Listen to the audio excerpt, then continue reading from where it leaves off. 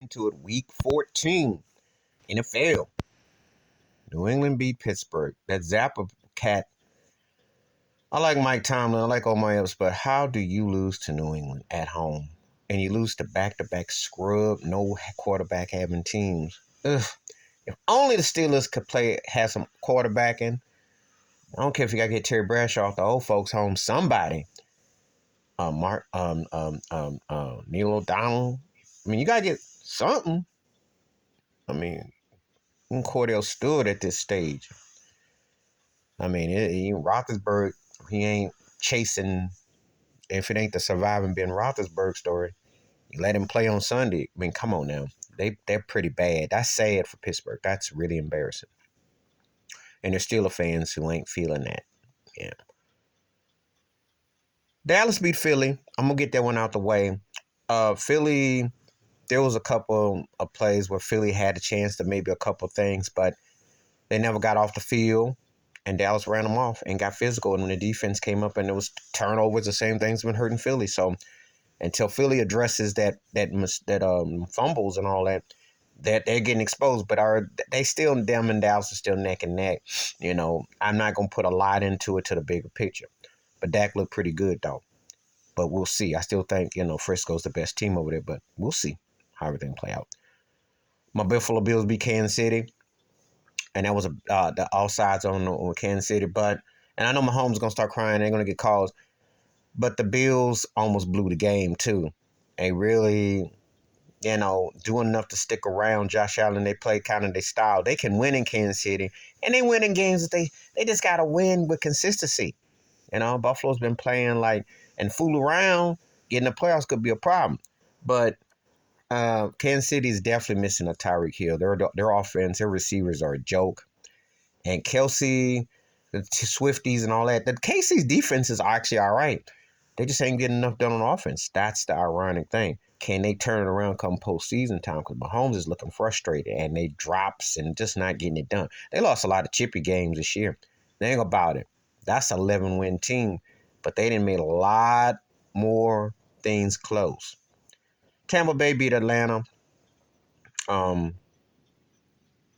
Baker Mayfield did enough to do in that. Somebody got to win that mess. I mean, it's horrible. Chicago spanked Detroit. As good as Detroit's played, this is why they're in the fourth slot in the NFC. You can't really because they've really started at the second half of the season, they've shown vulnerability. They don't look like that special team that could sneak a 2 or 3.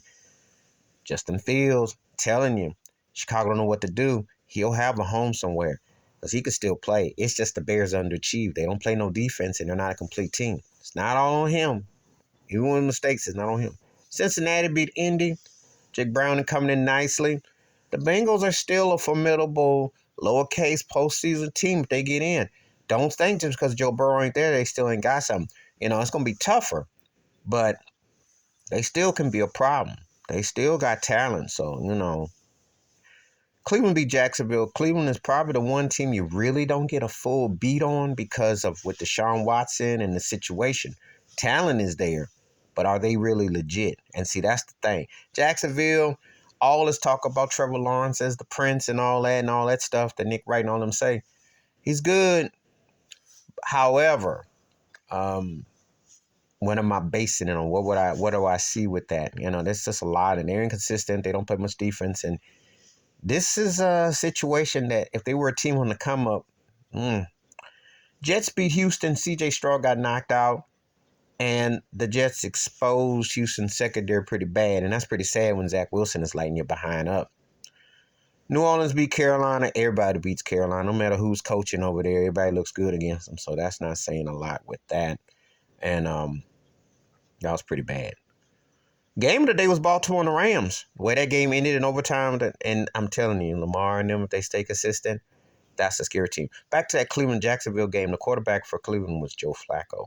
It is his particular time of year, if you remember. I know you ain't heard that name in so long since Snapchat came out. Joey Flacco. He could be a problem come December, January. That's when September, December, and January does his best work. Everything in between, he's bench riding, but could be a problem if Cleveland use him right. So anyway, the Jets won. Baltimore game was great. The Rams played good, but Baltimore had more energy.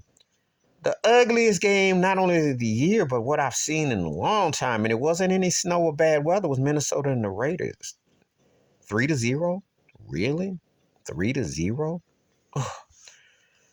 That's just a shaky head. But Minnesota, low key, can get hot. Could be a problem. San Francisco beat Seattle. No surprise, even though the Seahawks was a bit hanging in there. I can't think. Well, I'm thinking about the quarterback now because Geno Smith was hurt. But Seattle shot. They shot. Denver beat the Chargers, and miraculously the Broncos are a game behind Kansas City. Who saw that coming?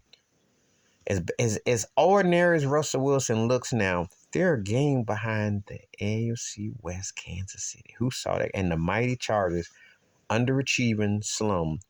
My. Giants beat Green Bay. That was a game where somebody had to win. And I don't know if who got the best of it. Green Bay is just a step or two, removed process. The Giants, strange as it is, they won a game they probably shouldn't have. And they've lost about 3 or 4 games they should have won. So, it's this lowercase 5-6 win teams that can be, it's head scratching. But they are what they are, though. And Tennessee beat Miami in a crazy game.